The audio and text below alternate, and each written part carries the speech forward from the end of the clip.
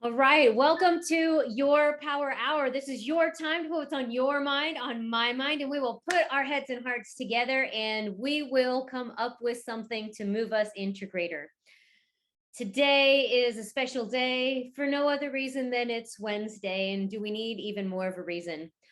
And that's actually been something that's been coming up, is thinking that there has to be some sort of special initiation or reason to feel this way or that way, almost needing external validation that I have changed to where I haven't been allowing myself to have the inner awarenesses that have been coming up and coming through.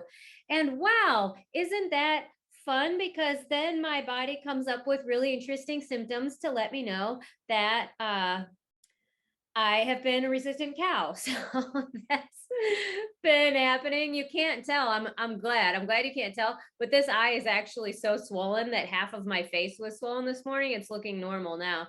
But and it's all because this right eye, I knew it and I ignored it, that I've been looking for things that could go wrong.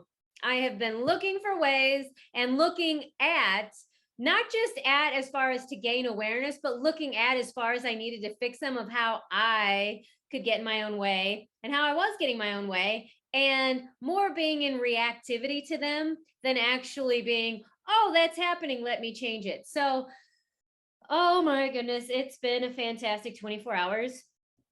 And it is interesting because just, I've seen it before on Facebook, but it was talking about how healing is not meaning that you never get triggered. It's getting triggered and being able to witness and hold yourself through that and respond in a different way. Doing that will disarm that trigger, so you will be triggered less. But it's not to say that we're healed when we have no triggers. That's being dead. It's different.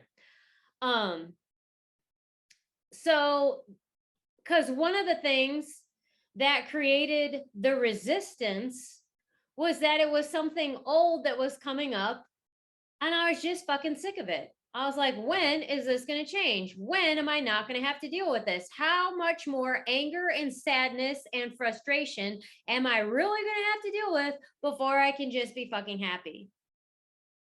And that's stupid. That was a dumb question, because it's gonna stick around longer as long as you resist it. Two, if I would actually paid attention, I would have seen that the age that it was coming up, that was needing to speak where the pain was coming from, was different. And happiness, the way that I view it, is having all of you. So if that's what's coming up, honor it. And that's what I posted on Facebook was, in order to release the things, you have to acknowledge that they're there. So if I don't want to have the pain and the frustration and the anger and the sadness, I have to actually acknowledge that they're there, that they exist. Now, what I did then, because I have a tendency to do this, is to then wallow in them, to really go into them, to really go into that intellectual place and look at the stories and the characters and why they might be coming up, instead of actually just feeling them. And when I finally did that, and that's why I have a coach, because I wasn't able to sit my butt down long enough to do it. I actually had to ask somebody. Because all of my symptoms, I have a book. This is an amazing book, The Secret Language of Your Body. But all of my symptoms were saying not expressing your emotions. And I am one of the most expressive people I know. I talk loud, I gesture loud, like everything about me is there. So, how am I not expressing? And it was irritating me. And so, it's because I didn't want to express those. I don't want to be angry anymore. I don't want to be sad. And there's some element of truth to that, as far as having come from being a depressed mush ball and then into a raging anger ball. I don't want to be those things. That's not how I want to show up. But then what I had done is saying, okay, then I can't have them. They can't be here. Or when I see them, I got to chase them away.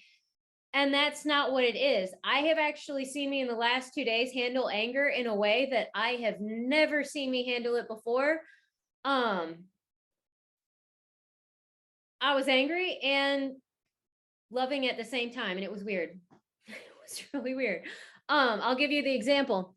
So I just started dating a guy, going great. But I finally asked, hey, when I come over, can I bring my dog?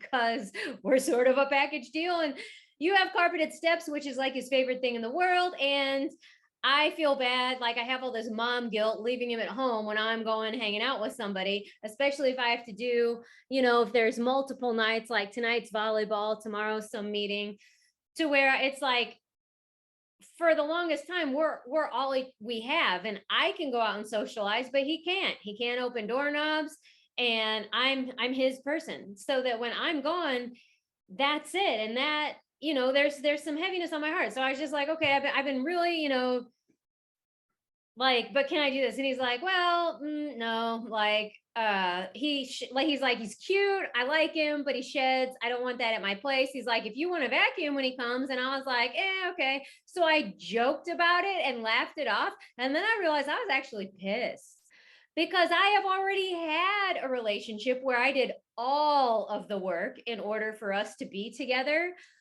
and I'm not doing that again. But I was like, and what my tendency is to be like, what an asshole, what a lazy son of a bitch, can't even do this. And that's just not what I'm going for. So I'm just going to leave. But I was like, wait, how can I do this different, to where the anger is there? It's definitely letting me know where my boundary is. So this is where you're talking about boundaries. Like that anger is letting me know there's a boundary. So there's something that I'm going to say no to. That doesn't work for me. But then also wanting healthy communication, to where it's not, if you say something I don't like, we're done.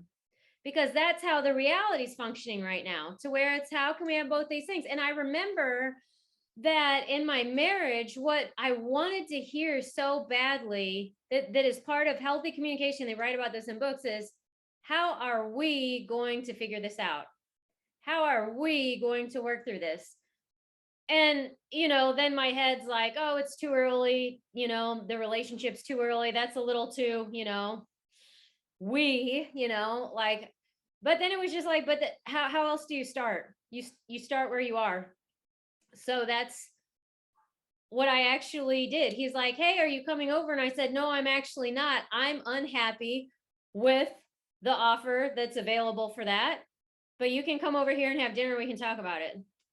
And he's like, free food, cute dog, good company, I'm there. And it was so easy. And that part was easy. And then I told him, like, I don't like how that is. That's, it's not going to work for me. If he can't go, it's not that I have to bring him every time, but if he can't go and I know he's not welcome, I'm just not going to come over as much. And he's like, but I don't have one of those handheld vacuum things. And I was like, then get one. And he goes, okay, I can do that. Oh my God, it was so easy. So like, but we build these things up in our heads that we can't ask for what we really want. If I really say what I really would like, it's over. So I might as well kill it in the beginning and just get it over with. Because that's what we learned when we were little, when we've grown up in a codependent place, is our needs, or at least I know this for me and for a lot of my clients, my needs were inconvenient and made someone else's life harder, or at least that's what was told to me. You're needing this or that made my life harder. Even sometimes just wants or preferences. I remember sitting on my dad's lap when I was 8 and saying, I wanted, and I don't even remember what it was. And the first thing he said is, how do you want me to pay for that? I was 8. I was just playing with ideas. I was just, maybe it was just like, I don't know, a canopy bed like my sister had or something. And so finances were not where I was going. And I wasn't even saying, I want it right now, Dad, can I have this? It was kind of like, I want this. And then it was an immediate smackdown. And now, having lived into adulthood, I can see how quick those financial worries can come to mind. So that offers some compassion and space and forgiveness. But then I now have to be there for that little 8-year-old and say, that did happen. It was crappy that it happened. That guy, my dad, just for lots of different reasons, probably won't remember that it happened. So trying to get the apology from him is gonna take a really long time and maybe not happen at all. So how about I just be here for you and say, it's still okay that you want anything that you want. It doesn't mean, because wanting things does not make you bad. My mom used to tell me, you're never satisfied. That's the truth. But she kept trying to make it like there was something wrong with me. I'm just really curious. And once I achieve something, I want something else. And that's just my natural drive, to where and I can see where when I was in high school that I didn't necessarily take that way, because when we spin things different, it's we focus on what we lack, and so I'm dissatisfied because I lack something. Now it's because I can see what's available and I'm curious about it to have more. So it's definitely coming from a different place, so I can see where she has some ground to stand on for when I was in junior high and high school. But when she accuses of me of that now, it's that doesn't fit. That doesn't fit who I am. And what's been coming up this week really hard and heavy is I'm not her anymore. I'm not the little girl. I'm not even the little girl that got abused. Like, I'm almost feeling this drive. Like, I have to share with this guy that I'm dating all the nasty things that happened to me because he needs to know. And I'm like, why? That's not who I am anymore. It happened. And actually, some of the problem is I'm not exactly sure what it happened, because your memory can reconstruct things. So I dissociated and blacked out, so I don't really remember it. Nobody else was there. They didn't know it happened. So sometimes I'm like, did I fabricate all of this? I don't know. And now I'm actually coming to see that's actually going to be part of the story that I share with people. I could go my entire life and never actually know unless the person that did it admits to it. And the chances of that are so freaking small. And I don't want to go there because it's not going to change anything about who I am and what I'm capable of now. But I can talk about it because I can just lay this down and understand I might have fabricated some. Some of it might be borrowed from other parts of my brain, other experiences that got mishmashed, because that's how trauma happens. But then what do? I use my body to get the trauma and the emotions out, to let those hormones be metabolized so that I'm not in chronic stress. I can change the way I talk to myself, about myself, and how I identify myself, to where I very much can honor who I was and that she got me here, but that it's no longer honoring to either one of us to carry her with me on my back. It's what my coach calls integrating her into love. It's almost like dissolving and absorbing her into my heart, because she got me here and now we're ready to go. But then she almost, like, if you think about it, it's weird. Uh Almost like she becomes nutrition to fuel me. And that's where I am now, to where there's been a lot of, oh my God, who am I? I'm not exactly sure, because I've never been this person before. And that's what I love about happiness brain training is I picked a goal, a target of I'm willing to be new, which doesn't mean I don't know anything. Because when you go to college, you go to graduate school, whatever, like when you become a doctor and then you say, hey, I'm a doctor, and you're new at it, there's still a ton to learn, but you don't not know anything. You went to medical school for a reason and you know a lot. Now it's just time to apply it and learn some more and how to master it. So that this whole, oh, I'm starting over. And I think sometimes, Thomas, there might be a tendency to be like, I don't know anything. I'm starting all over.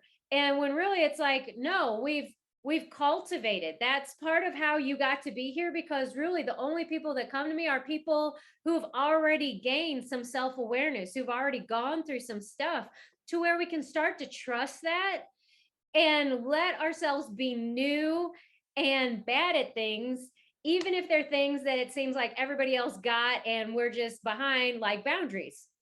Because it is very common for people to be like, how do I do this? And just like, yeah, I think of a baby walking, or even, I swear, any girl that's put on high heels for the first time is one of the ugliest walks you have ever seen, because it's a clomp, clomp, clomp. Have you ever seen where you put the dogs in their little socks and how looking all goofy. Yeah, exactly.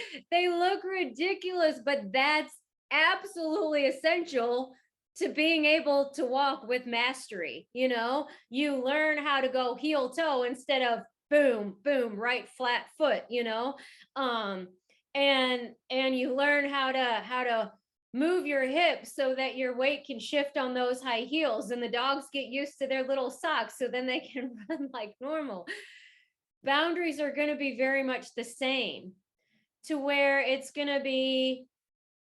a little bit rocky at first. It's might be a little bit harsh. It might come off a little bit too strong, because when you're feeling a no, at first you don't know how to, it's like Austin Powers. I don't know how to control the volume of my voice. So it's no. And then you're like, ooh, maybe I didn't need to do that. That caused some problems. So then we might go a little bit the other way and be like, no, no.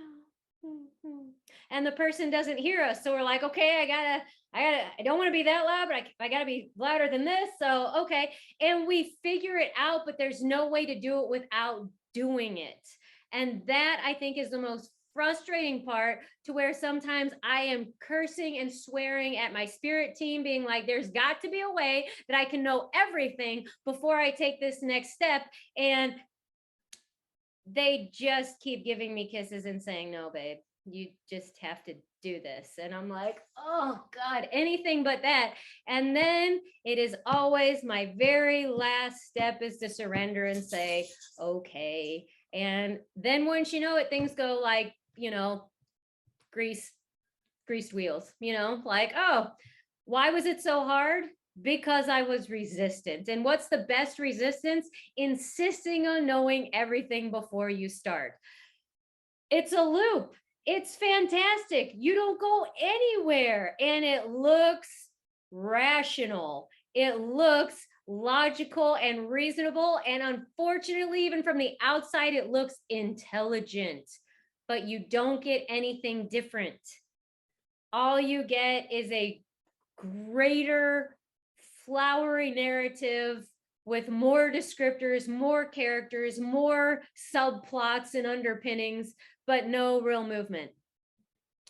And we've watched those movies, to where at the end you're just like, nothing really happened. I don't get it. And it's funny, in high school, I loved character development movies. But now, if there's no plot and that's all it was, it falls a little bit flat for me, because I'm kind of like, it was, yeah, it was artistic, but I was a little bit bored. So I don't want my life to be boring. That is no fun. So how do we keep going? We just keep moving. And one of the things that, along with boundaries, that I am looking at, because I speak a lot about how to use the body to get out of trauma. So how do we know when the body's telling us we're healing versus when it's going to conditioning and saying, I crave this because it's normal? Because when it comes to codependent patterns, there is an actual body chemistry that we've habituated to, that if we come out of that, we're going to feel like something's off. We're going to feel that this isn't right. So how do you tell the difference? And that's what I am working on right now, because I'm getting bits and pieces, but I don't have the whole picture enough to really tell somebody. The best thing that I can tell is to look at the intensity and looking where it's coming from. If it's like really big, like it wants to, like, oh, it's got to go, like impulsive, I'm kind of like, I don't think that's it anymore. That used to be like, that's what it is, but that's actually not true. Those are the ones where I fire off and say something immediately because I've got to. And then I have a big collateral damage mess to clean up afterwards. And if it's coming from up here, meaning that it could be this, it could be this, it could be this, it could be this, it could be this, and it's just like real rapid fire pacing and conversation, I know that that's not it anymore either.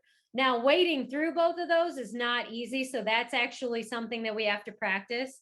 But more and more, it's either going to be at my heart level or lower, to where I'm feeling it in my body of, this is what's okay. And like, my sister and I are both getting better at reminding each other that if it's meant for you, it'll be there in 5 minutes to 24 hours. You don't have to do anything right now.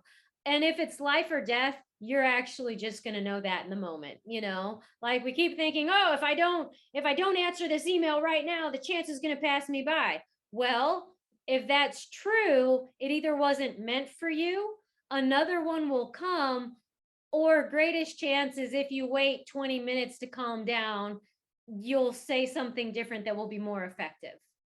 Um, so learning how to wait as far as it being a conscious action versus waiting and not taking action and letting things get chaotic. Because I've actually thoroughly played with both this week, to where I was waiting and things were getting like there was a mounting stress because I actually just wasn't choosing anything. I was just letting everything pile up. And oh, I'm getting information from here about this. Oh, I'm just watching this situation. Oh, I'm just watching this situation. And I wasn't making any choice. Like, and I'll give an example because I will let you guys know now. This is the last power hour on Zoom. Going back to Facebook, it's going back to free. The superhero sandbox is getting dissolved until it actually becomes a freaking physical sandbox in the happiness clinic that becomes real sometime in the next decade. Because I want to put more of my effort into just reaching people and speaking, um, and being more available. And also because the back end of Mighty Networks is a pain in the ass. Somebody's actually already left because it's not easy to navigate. And so I did my due diligence in going outside of my box, trying something new, because this is what I'm, and it's hard because as an entrepreneur, I want to do it all right. I want to pick something that goes and it just gets better and better and better. I don't want to pick something to find out it doesn't work and have somebody leave because I picked wrong and then look like a flake because it's like, hey, I tried this for 5 months and now we're moving back to what we had. Like people are going to think I'm an idiot, you know? But all that is, you got to look at the bigger picture and things will really look like, and this is another thing that I posted on Facebook is it's going to look like shit if you just take a cross section of the middle. If it's not, if it doesn't feel good, that's because it's not the end. It's not complete. And if we judge it from that snapshot, which we very, very easily do, we can very easily say, I'm failing, I'm fucking up, this isn't going the way that it's supposed to go, and then create greater resistance and problems for ourselves. It's really, if it doesn't feel good, it either means we have to course correct or it's just not done yet. And all that takes is a question, like a calming of ourselves enough to actually ask a question to let our body tell us what it is, because it will. So it's just a matter of getting out of reactivity. And when it comes to boundaries, and I talked about this, I think 2 or 3 weeks ago, so that would probably be a good resource because I think she was asking a very similar question about feeling like an asshole during that. And the whole thing is, it's just gonna feel weird at first because it's just different and not being super skilled at it and just not reactively, instinctively judging ourselves for where we are and how we should or shouldn't be. Because here's what I'm actually learning: people who you see that are good in boundaries, a lot of times, and this isn't to put anybody down, if they are, they're a gift, use them, model them, look at them, ask them questions. How do you do that? How do you know? Get curious about it. Try to even almost step into their energy and see how it feels in their body. So you can kind of, because these are energetic tools that people don't tell you, but you can kind of just kind of dip your toe in the water and be like, I wonder what that feels like in my body to be able to say no that effectively. Also, there's usually, because our lives, you know, there's a place that they're really good at boundaries and a place that they're not as good at boundaries. And it's interesting because with one of my coaches, we're opposite. I'm very good at boundaries professionally. Part of it's probably because I was a massage therapist first. And if you don't have good boundaries, you can get into danger really fast, professionally and personally, to where I could hold boundaries. I never had anybody try to pull any funny business with me because it just was off the table. And you could tell from my energy that that's how it was. And I'm good at saying, hey, this is a conversation to have in session, or I had a client that I said, I will not work with you outside of a contract because trauma is not a one by one. I need to know that we're in this to get it all done. You know, that's a safety issue for both of us. So I can do that. In my profession, in my personal life, though, with my family, I am constantly figuring out where I am, who I am, where I am in relation to other people. And it's tiring to where sometimes I just have to now just be like, okay, I'm just calling space for me because I'm just worn out. And I change really fast. So it's understandable why some people don't keep up, but it's with my family, it's not as good. My coach, on the other hand, with her friends and family, it's nope, this is work time. And so I'm not available this time. Here's what I'll do for you. And I'm happy to do this for you because of this and that. But with professional, she's constantly feeling like she hasn't done enough for people. So she'll do one more thing and one more thing and one more thing, to where when she looks at her dollars per hour, she's making sense on the dollar, you know, because it's always, oh, I'll just do that. Oh, I can do that. Oh, here, let me help you with that. Because there's just, I'm not enough. So it's interesting to where I can look at her for this. Okay, let me see how you do this with your friends and family. I'm going to start modeling that. And she's like, wow, you're so good at that in business. I'm going to start modeling that to use people. But then it's just to kind of get out of this idea that somebody has it all perfectly and you're just behind, because we're not. And it's interesting too.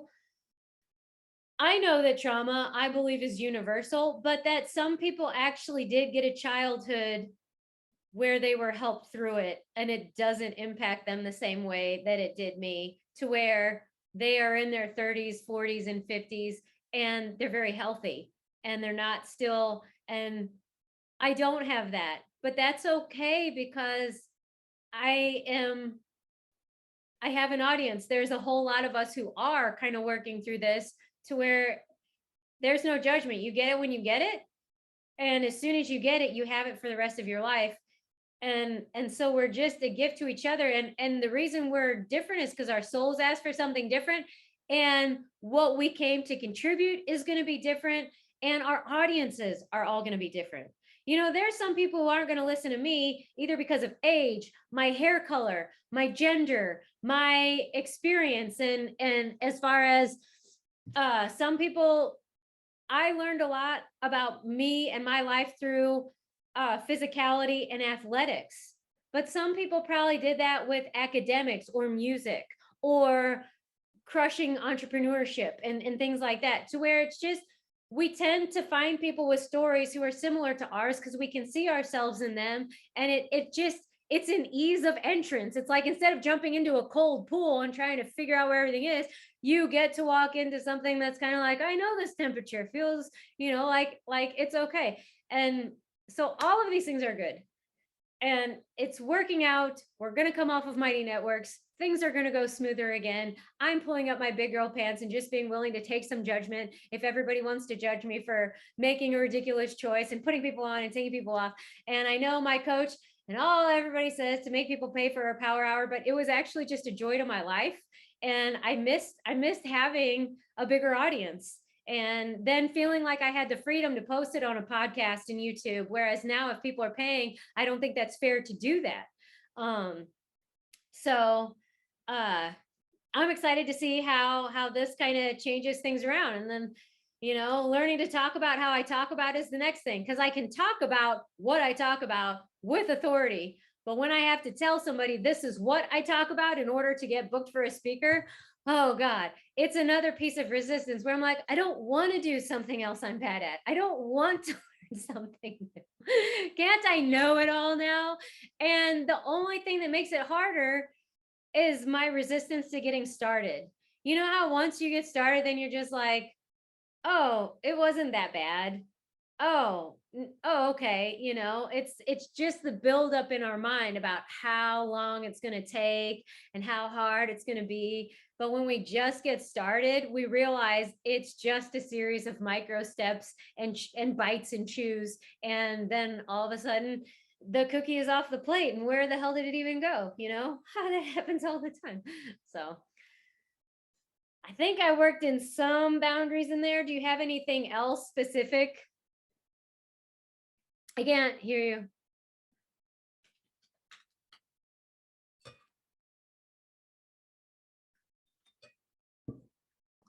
Can you hear me now? Yeah. Yeah, no, you answered all my questions really good. Thank you. Yeah. And I think part of the reason why I felt like such an asshole is because my dad can't hear. So I was already screaming at him just to talk to him. Yeah. So it was real easy to go there. Yeah. Yeah. Yeah. But yeah. I can see how I'm gonna have to just go with it and make mistakes and it'll come to me. I'll figure Yeah. Yeah. And being willing to apologize is also a skill that a lot of us haven't seen modeled very effectively. I know neither of my parents are good at apologizing to, well, my mom will profusely apologize to people in a social circle, but not to us. In fact, that's one of the things, like, we actually had a really awful phone conversation over the weekend. It started off good, but she said something that it was just a very poorly timed joke. We've had this, Thomas. But I know I'll self-reflect and I was like, oh, there's a trigger there for me. That's my bad. And Yep. I actually probably should apologize. I'm not quite ready yet. But she, and what I know, she does not self-reflect because she doesn't see choices that she's made in the past that was why the punchline went so horribly wrong. And I actually called her on it. I was like, because you'll never apologize. Whenever something comes up from the past and choices that she has made, that, and again, like, knowing that nobody can make you feel a certain way, nobody is more powerful than you, but that we do make choices that can make life easier or harder for other people and give them more or less work to work through, that when she's handed me the letter, there's no apology. As far as, and I do believe that my mother loves me, and I actually do now authentically, fully believe she was doing her best, but she had us in the care of a pedophile, which I do believe she blocked that out and didn't want to see it. To an extent, it didn't match. And I understand how the brain works, so I believe that. But when I bring it up and she then admits that, yeah, there were things that she wasn't comfortable with, but she kept putting her own intuition down because it didn't make sense, that made our life harder. That's something we really have to work through now, you know. And then she said mean things in junior high. um uh and choices that she made about how she actually said things, and how she handles me now with my career and building up these things over time. And when I tell her, she just says, well, that's the past, what do you want me to do about it?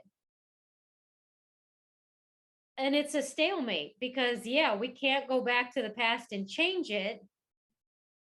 So then it's just, JOYLYN, it's all in your lap. You just have to move forward. And that's where the boundary is kind of like, I know I can't go back, but I said, I'm like, you refuse to apologize for anything that you did that actually made my life harder. Like, it's more or less just because how I see apologies that have made them easier for me is they're really just acknowledging the other person's point of view and their lived experience. We have to start believing that other people feel and think the way that they do, instead of thinking, well, that shouldn't have impacted you that way, or that's not what I meant, so you feeling that way doesn't make sense. It's actually, if you're hurting, I believe you're hurting, and hopefully I'm healed enough to where then I can get curious about how to help you handle that hurt so that we can let it go then, and it's no longer in between. That does take us healing ourselves first, because we cannot be there in integrity with another person if we still have a gaping flesh wound or emotional wound. Like, it's just not going to happen. So that's why it's being selfish to be selfless. I've got to heal. I've got to disarm these triggers. I have to let my feelings be here. I have to acknowledge them so I can release them. It's not up to anybody else. The thing is, though, other human beings are here to help you, but it might and likely isn't the one that you want it to be first. Like I'd like some of these apologies and things come from my mother. They are most likely not going to come from her. Because partly because I'm asking, how do I love myself? How do I be the mother that I didn't have? So there's nothing that I can't deliver for myself. That's something that every soul is asking. And then two, I've had lots of older women step into my life who have shown me bits and pieces of what actual motherly love is. And I have to accept those and receive them as the universe providing me pieces of information that I'm asking for, to where then I can start to see my mother as a human being and not just a role and what she was supposed to do for me that she didn't do for me. I can actually see her as an adult woman who was in a hard marriage, who was emotionally strapped, had, you know, her own stuff, to where I can have compassion for why she didn't show up for me the way that I wanted her to. And then when I want an apology, I can actually be effective in my communication in saying, this is what your choice was. This is how it impacted me. I would like an apology, which to me just means you have heard and understand what I feel, and you're sorry that you contributed to that.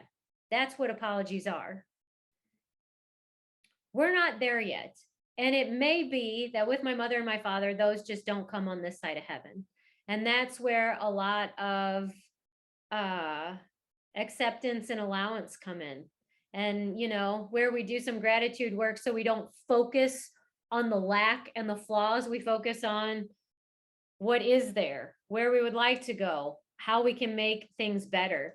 And the other piece that keeps coming up more strongly, I'm not going to go into it big time because it's an entirely new power hour, is giving your needs met. If this is what I need, I have to give that. And then if I have it, I have it to give. If I give it, that means I have it. So there's no lack. It's very mind bendy and powerful. And I think it's the next step in my healing. But sometimes that just doesn't seem fair. And so I don't always want to do it right away.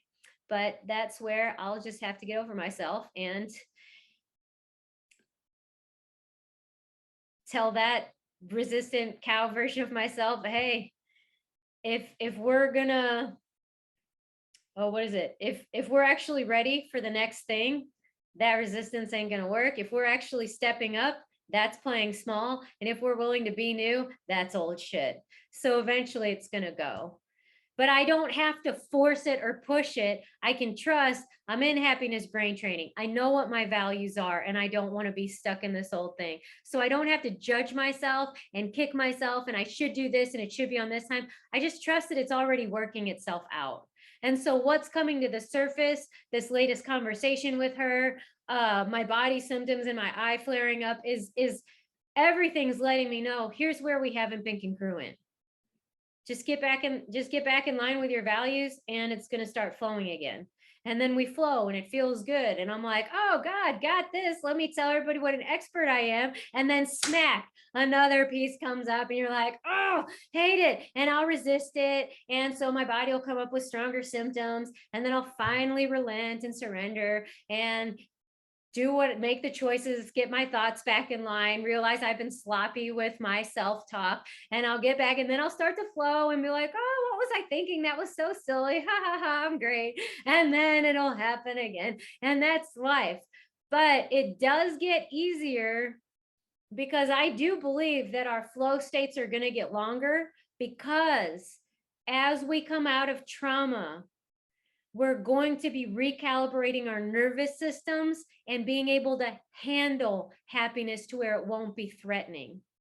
To where some of the tools, and I'm going to have to start speaking this more powerfully, some of the tools that I'm talking about for trauma healing, we actually have to use when good things happen, because our nervous system is actually interpreting them as too out of normal range, and we'll stop it. This is what I've been noticing a lot, is when things go real shit, it's because something a day or two before was really good, and I didn't know how to actually totally receive it and believe it to be normal. I brought myself back to my old normal. So using some of those, like tapping, to actually be like, oh, it's safe to feel good. It's safe to feel good. It's safe to feel good. To where your nervous system is like, oh, this is okay. This is okay. We can have this. So you don't have to have as big of smackdowns. The flow state will last longer. And then the more we start to witness our resistance and kind of chuckle at it, the process starts to flow, because it's that resistance and judgment that really creates a lot of heaviness and pain and makes all those uncomfortable parts more uncomfortable. So when we start to ease up on that, any trough period or reintegration or falling apart to fall together doesn't feel so overwhelming and burdensome. I'm gonna have to stop there because that is a whole new power hour. It's like I do that all the time at the end. Let me just keep going. I can just keep going. I can talk about this all day.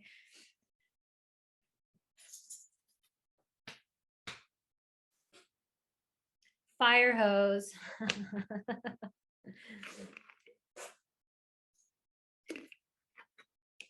Turn it up if you want to talk. I can't. No.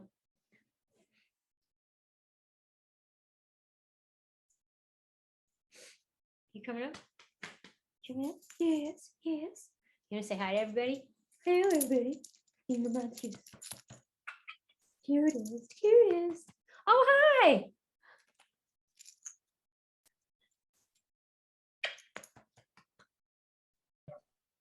Hey, can you hear me now? Now I can hear you. Okay. You asked a question and I completely forgot what it was. Oh.